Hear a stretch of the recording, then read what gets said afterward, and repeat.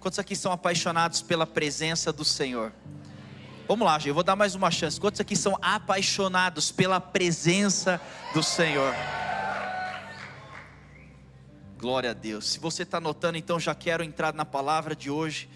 O título dessa mensagem é A Presença de Deus. Diga comigo, a presença de Deus. Diga mais uma vez, a presença de Deus. Abra sua Bíblia comigo em Lucas capítulo 10, versículo 38. Como é bom estar em casa, por sinal, viu, gente? Deus é bom, amém? Lucas 38, Lucas 10, 38. Enquanto você abre, eu só quero trazer um pouquinho de contexto. E eu quero que você preste muita atenção nisso, porque isso vai pavimentar e construir muito aquilo que nós vamos falar nessa noite. E no final dessa noite o Senhor tem um encontro marcado com você. Você crê nisso? Olha para mim, escute isso que eu vou dizer. E eu creio, não estou falando isso aqui por falar, mas eu creio profundamente que o Senhor tem um encontro marcado com você hoje. Eu não sei como é que você veio parar aqui, mas o Senhor te pegou, e Ele tem algo preparado para você hoje. Você crê nisso? Você tem expectativa nisso? Tá, então Lucas 10, 38, enquanto você abre, escute isso.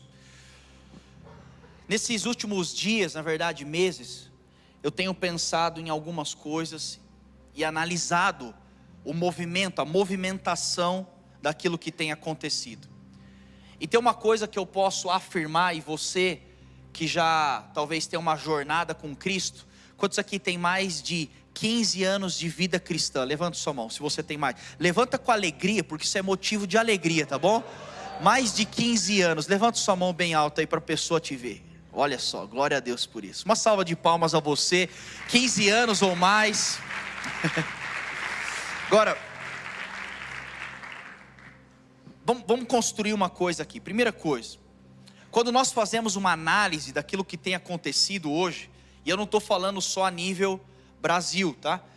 Todos os lugares que nós temos passado, nós temos visto a mesma movimentação. Primeira coisa, qual é o cenário atual? Então grave isso aqui. Cenário atual, nos dias que nós estamos vivendo, trabalhando. Primeira coisa que você vai concordar comigo: essa geração, ou esse momento, é a geração mais ocupada que existiu na história.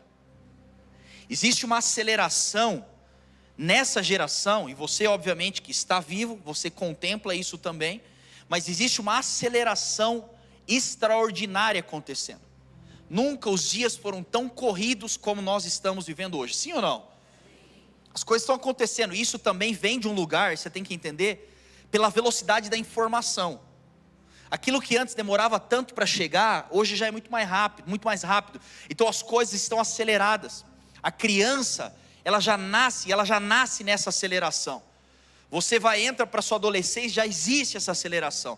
Você casa e começa a trabalhar, aí meu irmão, aí você vai entender o que é aceleração. As coisas começam a acelerar, e nós estamos no momento de uma aceleração absurda. Quantos aqui concordam primeiro com esse cenário que eu estou trazendo? Então, de um lado, nós estamos vendo isso de forma geral, isso está acontecendo em todos os lugares. As pessoas estão mais ocupadas do que nunca. Agora a pergunta é: onde é que isso vai parar? Também não sei. E eu não estou dizendo que essa aceleração, essa ocupação, necessariamente é algo ruim ou algo bom, positivo ou negativo. Não posso dizer. Existe o desequilíbrio. No desequilíbrio nós vamos ver algo ruim ou positivo. Agora, do outro lado, nós temos um cenário também, especialmente se você tem mais de 15 anos, 20 anos, 10 anos para baixo, eu já creio que você viu. É uma mudança dentro do Evangelho.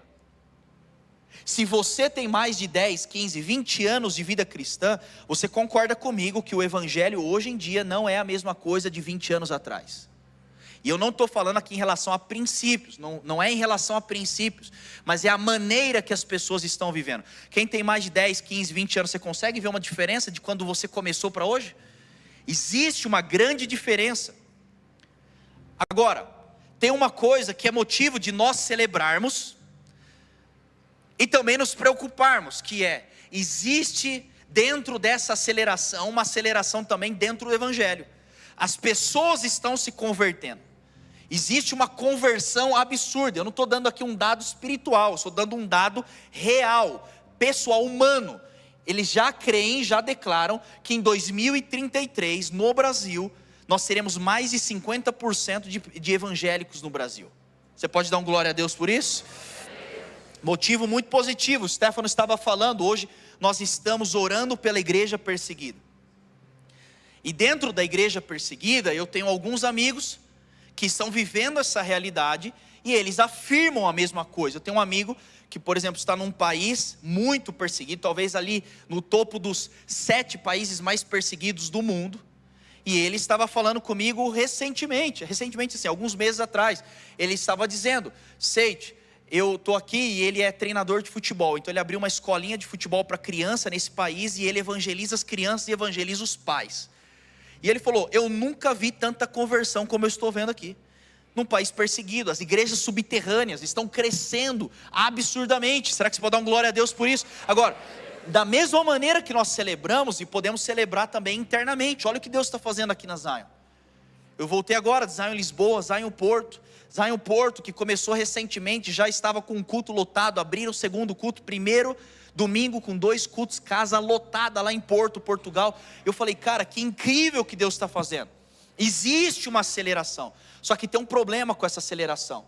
Da mesma maneira que tem aceleração, da mesma maneira que tem um crescimento de pessoas que estão servindo, existe algo chamado pulverização. Infelizmente, se nós não tomarmos cuidado, à medida que o evangelho está crescendo, o evangelho também pode correr o risco de ser diluído. É tão real isso que você vai concordar. Existe a chance de você trabalhar com uma pessoa 2, 3, 5 anos, e você nem saber que a pessoa é crente. Aí depois de 5 anos você fala: opa, você também é crente. De onde veio isso? Há 5 anos eu sou crente. Há 10 anos eu sirvo o Senhor. Você pode estudar com pessoas lá na sua sala que você não faz ideia. Aí você fala: como é possível? Se fosse há 10, 15, 20 anos atrás, e a pessoa se converter, você tem que entender, não tem como uma pessoa se converter há 20 anos atrás e todo mundo ficar sabendo. Isso é a prova do meu pai. Meu pai se converteu com 14 anos, ele foi o primeiro a se converter dentro da nossa família.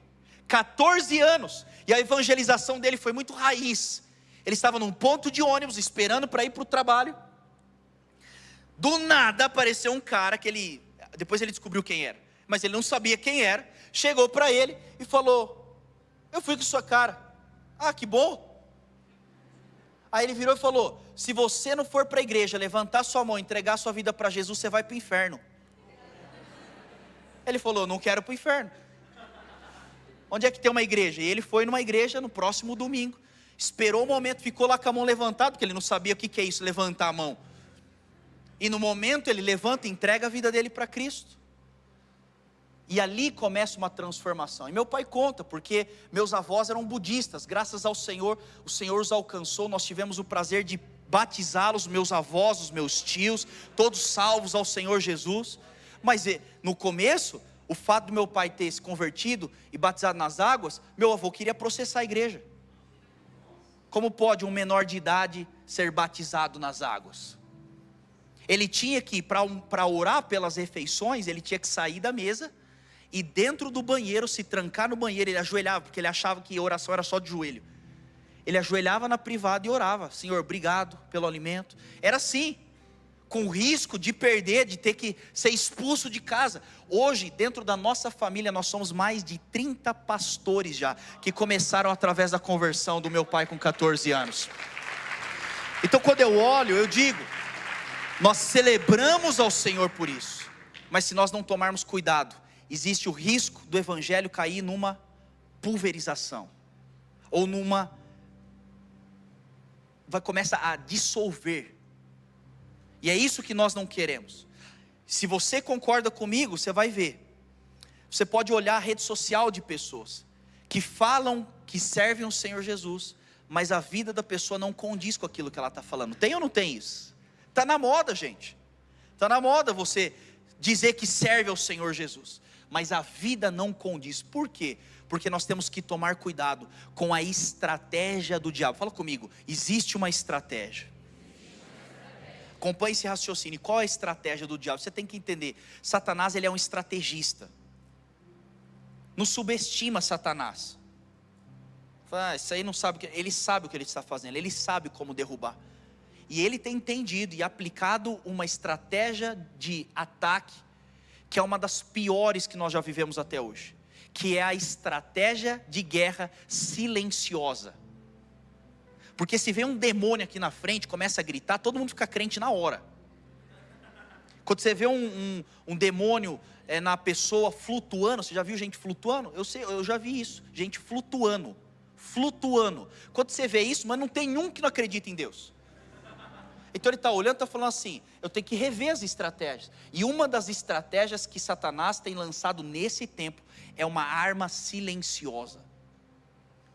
E é esse que é o problema. Porque se nós não tomarmos cuidado com essa arma silenciosa, você pode cair na armadilha dele, passar anos dentro dessa armadilha e nem se dar conta que você caiu. Fala comigo, misericórdia. Agora, qual é essa arma? Qual é essa estratégia? Sabe qual? É a inversão de prioridades. É quando Satanás começa a promover trocas na sua vida. E devagar, não é da noite para o dia. Devagar, vai lá e troca. Você era assim, mas agora não precisa ser tão assim. Calma, está tudo bem. Pode viver dessa forma, não dá problema nenhum. E você vai construindo a sua vida através dessa arma silenciosa. E Satanás aos poucos está podando a sua vida em fé. Daqui 5, daqui 7, daqui 10 anos, você está num lugar, você fala, por que eu estou nesse lugar? Porque aos poucos o nosso inimigo está tentando o quê? Minar a nossa fé. Então se você está notando, já anota isso aqui, algumas coisas que o Satanás tem tentado lançar, algumas trocas ou inversões. Primeira que eu vejo, que é muito silenciosa e tem derrubado muita gente, é a troca da intimidade pela produtividade. Satanás, ele está entendendo, cara, esse povo está se convertendo. Eu não gostaria, mas olha aqui quanta gente. As coisas estão acontecendo. Aí Satanás está olhando e falando, o que eu tenho que fazer? Já que eu não consigo te derrubar, já que eu não consigo te parar, te paralisar, te destruir, então deixa eu fazer uma coisa. Você pode até entrar onde você está entrando, você pode até dizer que você serve o Senhor, mas eu vou promover uma coisa, é a troca da intimidade pela produtividade. É quando as pessoas começam a fazer mais para o Senhor do que são íntimos no relacionamento com o Senhor. Mas olha só minha vida, como eu sou crente. Domingo 7h40 eu estou aqui dentro da igreja. Olha como eu sou crente. Parabéns, você é muito produtivo. A pergunta não é se você é produtivo, a pergunta é se você é íntimo do Senhor. Tanto que o Senhor vai dizer na palavra dele o quê? Muitos que expulsaram demônio, pregaram no meu nome, vão chegar diante de mim e o Senhor vai dizer o quê? Eu não.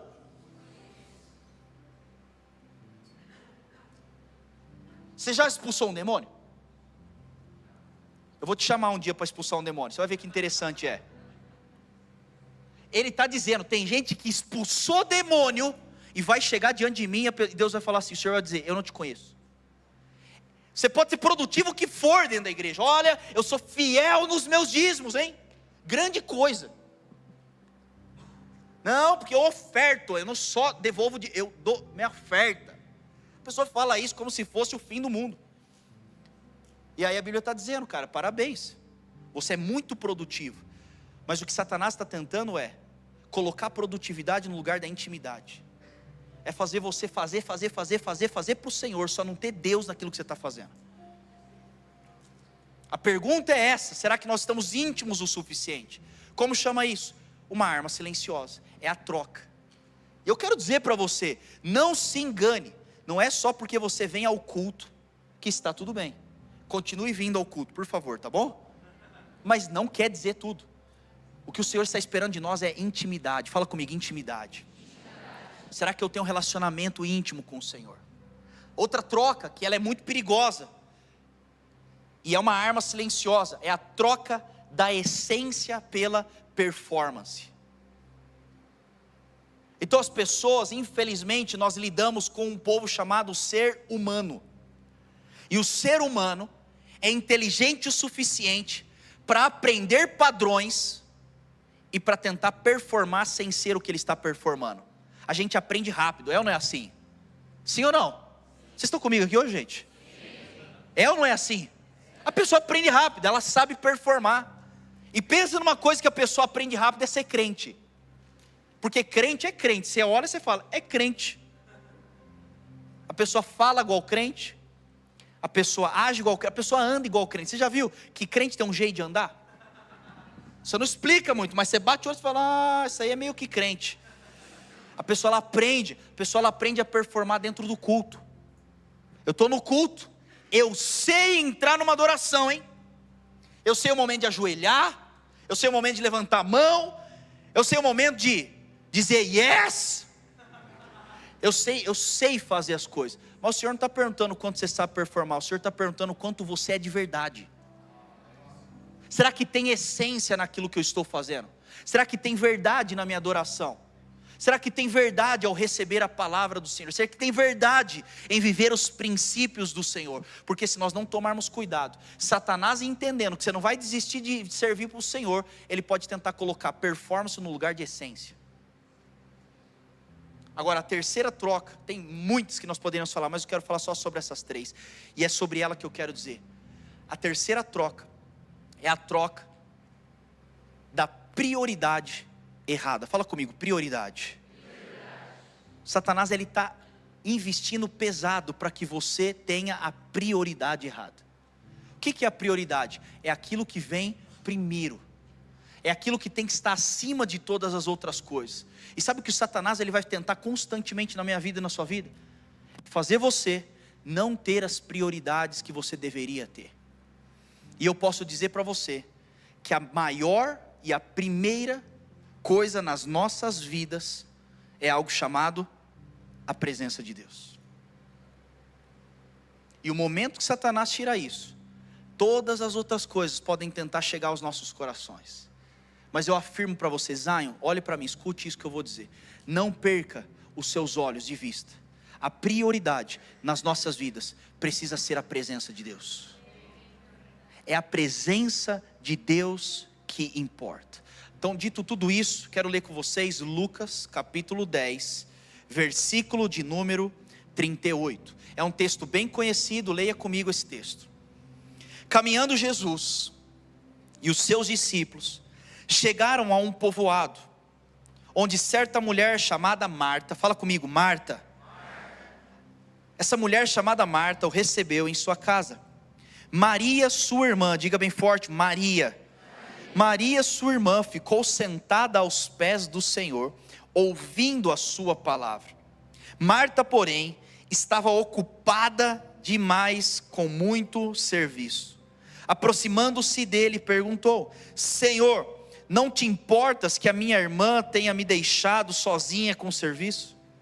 Dize-lhe que me ajude. Respondeu o Senhor: Marta, Marta, você está preocupada e inquieta com muitas coisas. Todavia, apenas uma é necessária. Maria escolheu, porém, a boa parte, e esta não lhe será tirada. Hoje eu quero falar sobre 5 coisas sobre a presença. Se você anotar, eu quero ser bem rápido nisso, mas são 5 coisas que precisam estar na nossa mente. Se isso não estiver na nossa mente, nós corremos o risco de cair nas armadilhas silenciosas do nosso inimigo. A primeira coisa, eu já quero começar com isso, destacando que a presença do Senhor é o principal. Diga comigo, a presença é principal. Diga novamente, a presença é principal. A presença é o principal. Nada mais e ninguém mais, é a presença do Senhor. Jesus estava ali com Marta, com Maria, e Marta e Maria estavam recebendo Jesus em sua casa. E Jesus chegou na casa. Quantos aqui ficariam bem empolgados se Jesus fosse na sua casa? Diga amém.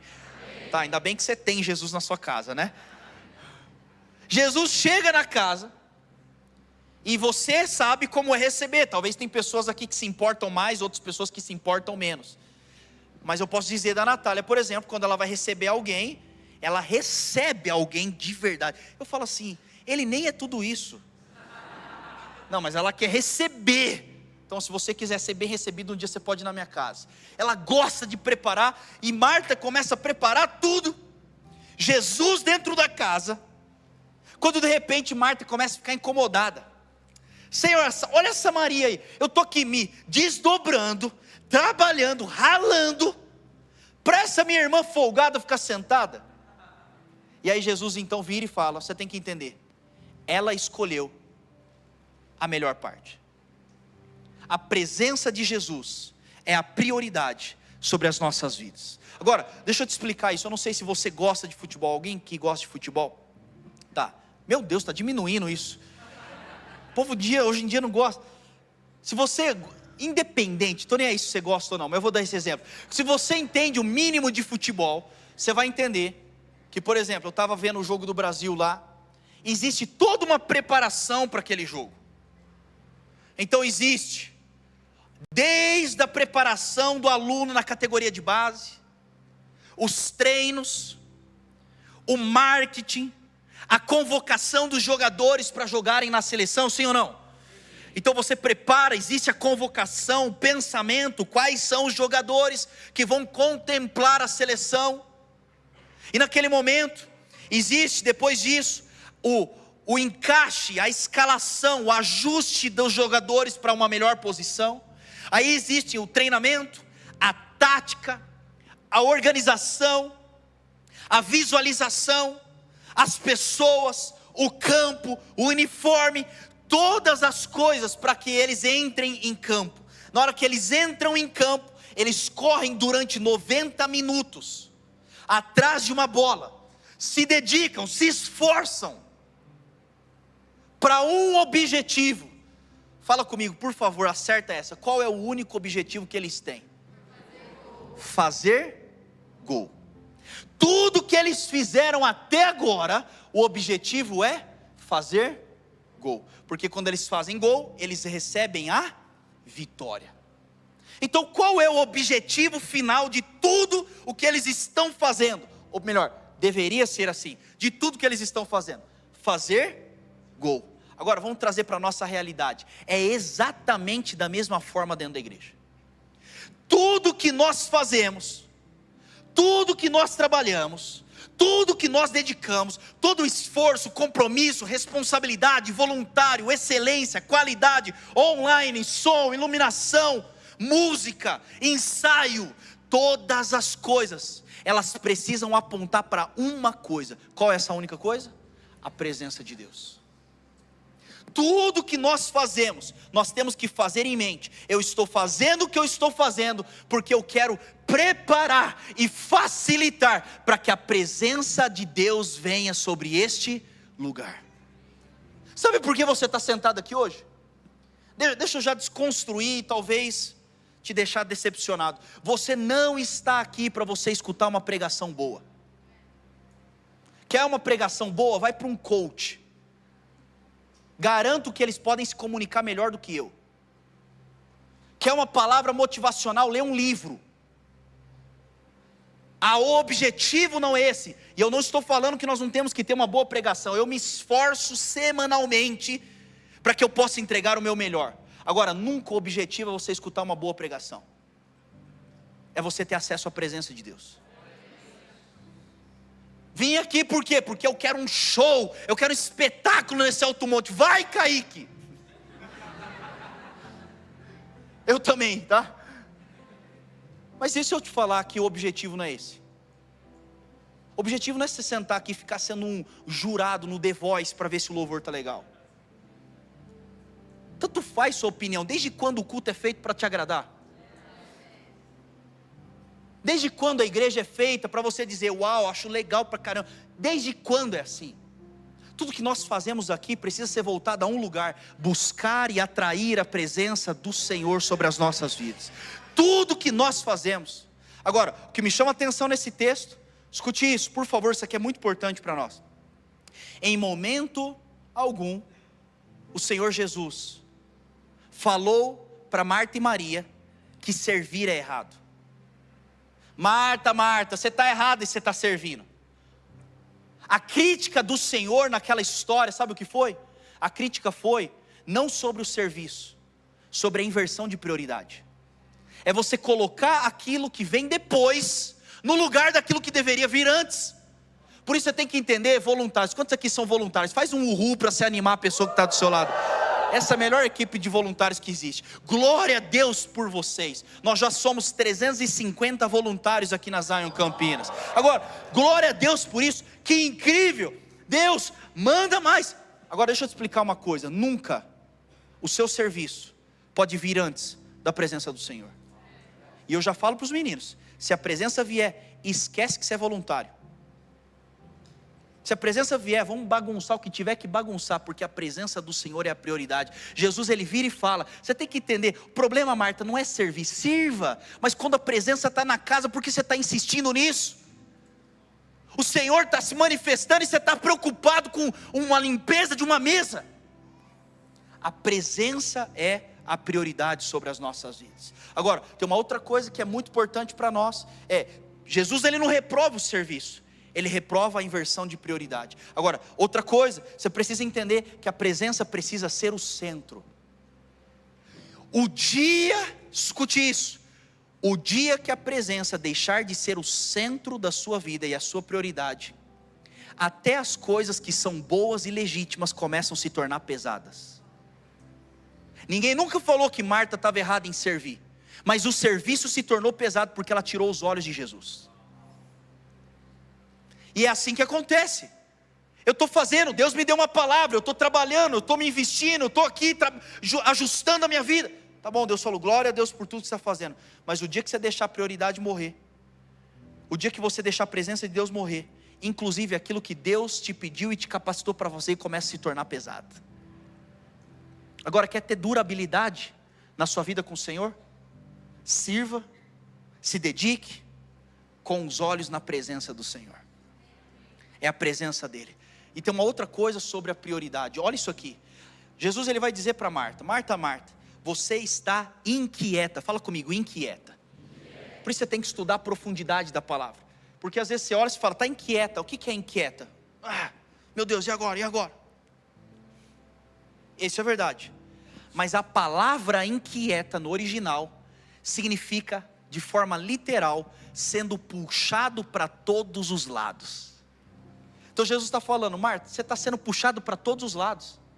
É a atenção, é o serviço, é o resultado, é a perfeição, é a excelência, é o dinheiro, é o recurso, são as pessoas. Mas você tem que entender, Marta, você está inquieta, você está sendo puxado para todos os lados, porque os seus olhos não estão na prioridade. Porque quando o seu olho está na prioridade, você é direcionado pela prioridade que é a presença do Senhor. Todas as outras coisas vos serão acrescentadas. Diga comigo bem forte, diga, a presença é a prioridade.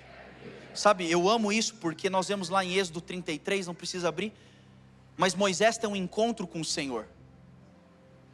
Moisés tinha uma palavra profética, Moisés tinha uma terra prometida, e ele chega diante do Senhor num deserto, passando um bocado, com um povo ruim, reclamando, e o Senhor chega diante dele. Olha isso aqui, o Senhor chega para ele e fala assim, Moisés, eu vou te dar a terra prometida. Não só vou te dar a terra prometida, como eu vou mandar um anjo para te acompanhar, direcionar e te proteger até a terra prometida. Quantos aqui gostariam de receber algo do Senhor assim? Quantos aqui tem uma palavra profética que ainda não se concretizou na sua vida? Imagina o Senhor chega para você hoje e fala assim, é hoje. Estou te dando a palavra, e não só te dando a palavra, mas estou te dando um anjo que vai te acompanhar para você entrar lá. Tem gente que não pensaria nem meia vez, é isso! Mas sabe o que me chama a atenção? No momento que Deus fala isso para Moisés, Deus fala o seguinte, só tem um porém, a minha presença não vai com você. Vai dar certo, mas a minha presença não vai com você. O que você faria? Não responde não, porque é melhor você pensar. A promessa, a provisão, a direção, mas Moisés responde, eu não saio desse lugar, se a sua presença não for comigo. Sabe por quê? Porque desde o início da vida de Moisés, a prioridade dele sempre foi a presença de Deus. Nunca a prioridade de Moisés foi a terra prometida. Então ele olha para aquilo e fala: tanto faz se o Senhor vai me dar a terra prometida, não vai dar. Se o Senhor me der o livramento, não der. Eu não estou nem aí, porque a minha prioridade é a presença de Deus. É isso que eu faço a pergunta: será que a presença de Deus é a nossa prioridade? Pula comigo, na verdade volta um pouquinho lá para Lucas 10, 39. Maria, sua irmã, ficou sentada aos pés do Senhor, ouvindo a sua palavra. Marta, porém, estava ocupada com muito serviço. Olha só, Jesus estava na casa e a Bíblia diz: e Maria sentou aos pés de Jesus. Talvez você já leu isso aqui centenas de vezes e talvez você pense assim, algo natural. Jesus está aqui, eu sento aos pés de Jesus, está tudo bem. E se eu falar para você que não está tudo bem? E se eu falar para você que a postura de Maria tem tanta representatividade, tanto poder, que nós não temos nem consciência? Eu vou te dar 3 motivos do porquê a postura de Maria era algo fora do normal. Primeira coisa, a postura de Maria quebrou a barreira cultural. Fala comigo, cultural. Você fala, por quê? Porque na época de Jesus, a posição de sentar aos pés era destinado a discípulos ou alunos de um mestre. E essa posição não era permitida para mulheres. Então quando Maria chega e Jesus chega na casa, senta Maria, ela literalmente fala: eu não estou nem aí. A cultura diz que eu não posso, mas a minha postura é uma postura de prioridade pela presença. Não estou nem aí que a cultura não permite. Eu quero a presença do Senhor. Não me importa o que as pessoas vão pensar, falar ou agir em cima da minha decisão. A minha postura é: eu sento aos pés de Jesus, porque a presença é a minha prioridade. É a postura, diga comigo, postura. Segunda coisa que Maria, ela quebra, é a postura dela quebra a barreira familiar. Porque já era tradição da família que as mulheres preparavam a casa para a visita chegar. Só que chega um momento que ela fala: eu estou nem aí para essa família. Não me importa o que as pessoas vão pensar, se eu tenho essa responsabilidade ou não tenho. Quando a presença vem, eu me rendo à presença de Deus. Será que você se importa demais com a opinião das pessoas, dos seus familiares, a tal ponto que você não acessa a presença como você poderia? A postura define. Terceira coisa que a postura de Maria, ela quebra, sabe o quê? É a tradição religiosa. Nessa época, o que era mais valorizado era justamente o fazer e não o ser. Por isso Jesus toda hora ele está fazendo o quê? Criticando. Fariseus, vocês falam tanto, vocês querem fazer tanto, mas vocês não são. Maria, ela vira e fala: eu não estou nem aí em fazer. Eu quero, antes de fazer, eu quero ser. Qual que é a segunda coisa que nós aprendemos? A sua postura revela o valor que você dá à presença do Senhor. Qual é a sua postura diante da presença? Se a sua postura é indiferente, você está mostrando que você é indiferente à presença. Como é a sua postura na hora que a presença do Senhor vem? Será que você se rende? Será que a sua postura é uma postura de entrega completa e total?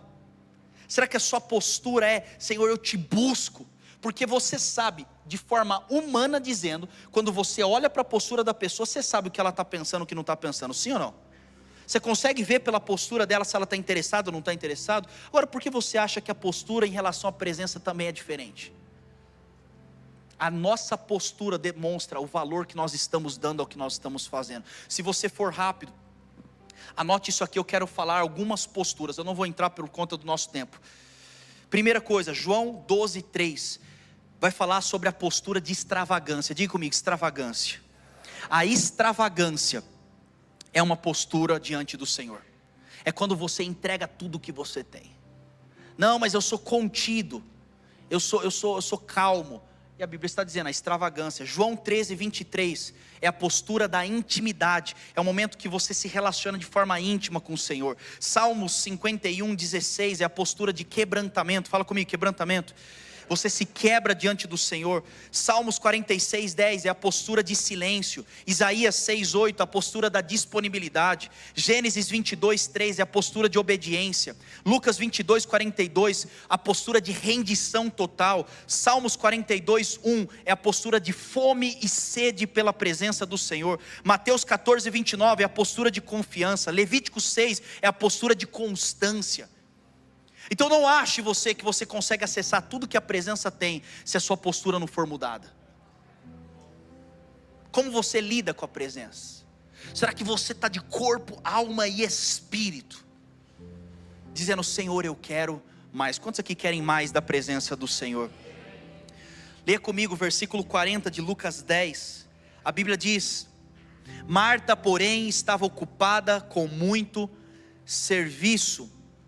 Aproximando-se dele, perguntou: Senhor, não te importas que a minha irmã tenha me deixado sozinha com o serviço? A história ela continua. Jesus dentro da casa, a presença do Senhor estava ali. Marta, indignada com aquilo, vira para o Senhor e vai dizer: Senhor, olha a Maria, olha a postura da Maria. Eu estou trabalhando, eu estou me dedicando, mas olha a maneira que Maria está agindo. Agora escute isso aqui: como é que pode a presença de Jesus na casa e Maria preocupada com o que a outra pessoa estava fazendo? Como é que pode Jesus na casa e Marta preocupada em como Maria estava se portando? Agora você está notando, anote isso sobre a presença. Quando tiramos os olhos da presença do Senhor, infelizmente, outras coisas começam a aparecer. Maria estava sentada aos pés de Jesus, dizendo: Senhor, eu quero mais, derrama mais, fala mais. Os olhos de Maria estavam em quem? No Senhor. Agora Marta não, Marta estava lá atrás, preparando todas as coisas, e no momento que ela tira os olhos de Jesus, somente porque ela tirou os olhos de Jesus, agora ela conseguia enxergar o que Maria estava fazendo. Esse é o problema quando nós tiramos os olhos da presença do Senhor. Constantemente, quando você tira os olhos da presença do Senhor, você vai ser tentado a olhar as outras coisas que estão te cercando. Você já viu pessoa que quando ela começa a se afastar do Senhor dentro da igreja, ela começa a achar tempo a criticar tudo e todos? Porque olha o jeito que andou, olha o jeito que falou, porque olha o jeito que se pôr. Eu já entendi, eu já sou vivido. Meu irmão, qual que é o seu problema? Você acha mesmo que eu tenho tempo para ficar vendo a opinião das pessoas? Você acha que eu tenho tempo para ficar vendo olha o jeito que o outro está, o A, B, C? Eu estou preocupado em ver a presença do Senhor dentro da casa. Mas não, meus olhos saem do Senhor, eu começo a ver as circunstâncias que me cercam. Sabe o que me mostra isso? Você lembra disso?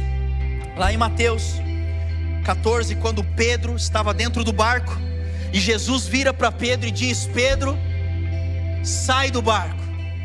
Como é que você agiria se você está no meio de uma tempestade e Jesus vira para você: pula do barco? Literalmente, Pedro pega e coloca o pé para fora. E enquanto ele olhava para Jesus, a Bíblia diz: e Pedro andou sobre o mar. E ele anda, e ele anda, e ele anda, olhando para Jesus. Mas Mateus 14 a Bíblia vai dizer: e no momento que Pedro olhou para a tempestade, ele começa a afundar. Porque o momento que você tira os olhos do Senhor, você cria uma habilidade de começar a olhar as tempestades que te cercam. O momento que você perde a visão de Jesus, existe uma lacuna, e esse espaço é o lugar onde você começa a olhar para as circunstâncias que te cercam. Olha a minha vida, olha como as coisas estão. Então por favor, levanta a mão aqui agora quem não tem pelo menos meia dúzia de problema na sua vida. Todos nós temos, e você querendo ou não, até o final da nossa vida nós vamos ter problemas. Agora a grande questão é se você consegue manter os seus olhos intactos na presença do Senhor até o fim. Porque o dia que você tira os olhos, você começa a olhar as coisas que te cercam. E Marta tira os olhos de Jesus e começa a olhar a vida de Maria. Olha lá, Senhor. Diga bem forte comigo: a presença do Senhor. Ainda no versículo 40, aproximando-se dele, perguntou: Senhor, não te importas que minha irmã tenha me deixado sozinha com o serviço? E aí tem uma versão que vai dizer: manda que ela me ajude. Marta estava indignada, e eu sei que você já leu essa história 50 vezes, mas o Senhor está trazendo um renovo na sua mente agora. Marta olha e fala: Senhor, não te importas que a Maria não está me ajudando? Olha isso aqui, gente. Quem é que estava na casa? Vamos lá, quem é que estava na casa? A presença de quem estava na casa? Tá bom, então escuta isso aqui. Jesus estava na casa. Marta vira e diz: Senhor, eu reconheço que quando o Senhor está na casa, é a sua palavra que vale. Então, Senhor, porque eu reconheço que a sua palavra que vale, não é mais a minha, eu te peço, mande que Maria faça aquilo que eu quero. Sabe qual é o problema quando você perde acesso à presença de Deus? Quando você perde a prioridade na presença, existe um grande risco, e se você está anotando, anote isso.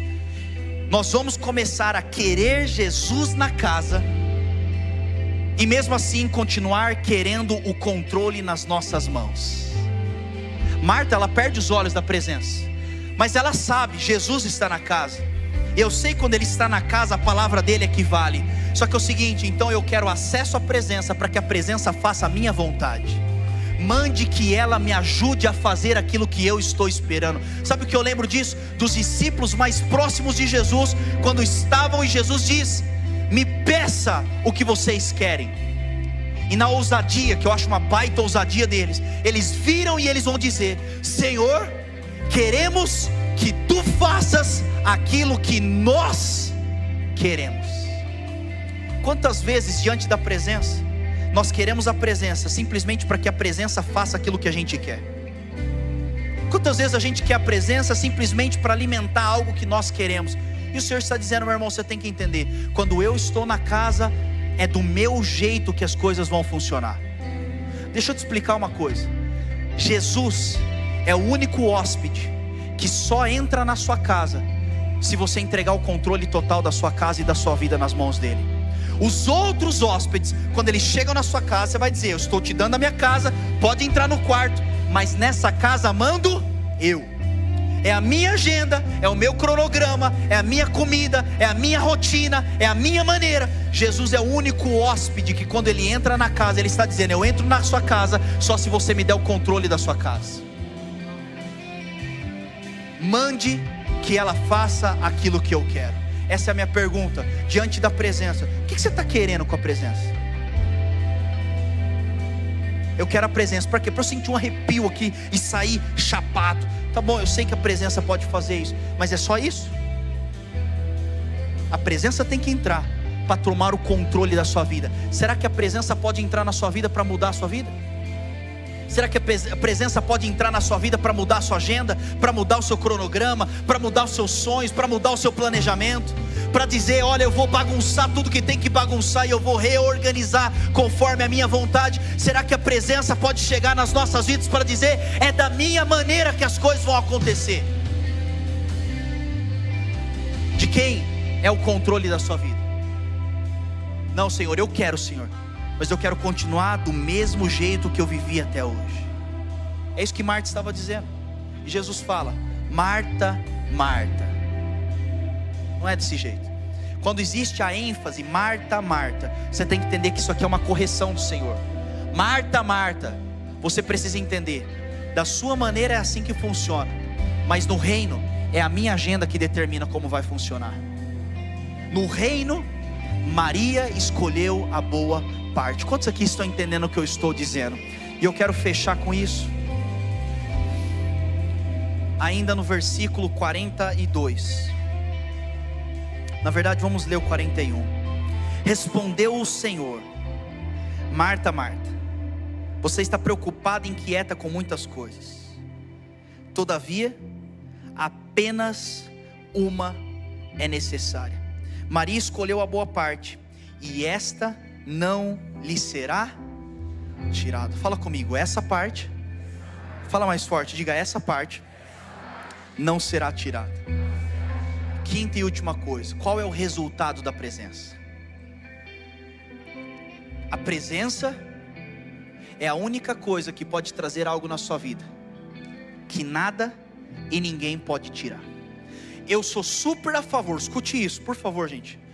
Eu sou super a favor de você trabalhar, de você estudar, de você se dedicar, em você ter disciplina, em você se esforçar, romper as barreiras, quebrar as mentalidades, desenvolver algo. Eu sou super a favor de todas essas coisas.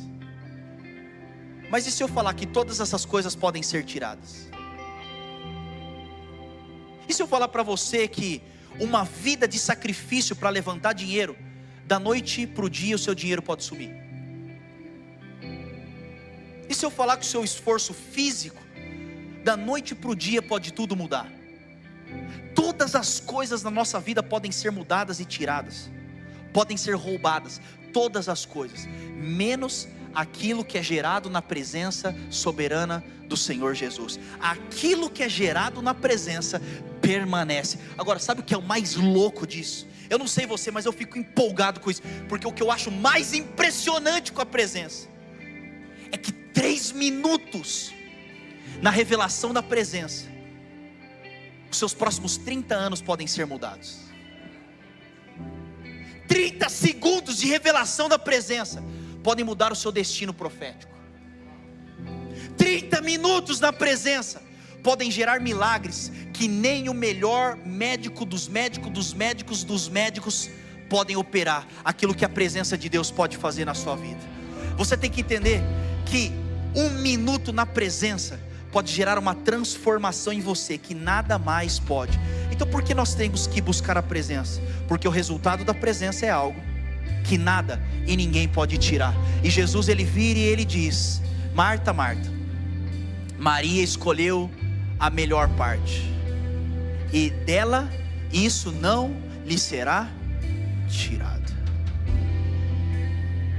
Quais são as coisas que o Senhor quer liberar sobre você na presença? Possivelmente você está sentado aqui do jeito que você está, com grande influência da presença de Deus em algum momento na sua vida. É o momento que a presença veio, algo mudou. A presença te tocou, meu irmão, já era. A presença te tocou, te estragou. É a presença de Deus. Quantos aqui entendem o que eu estou dizendo? Diga amém e aplauda ao Senhor Jesus bem forte.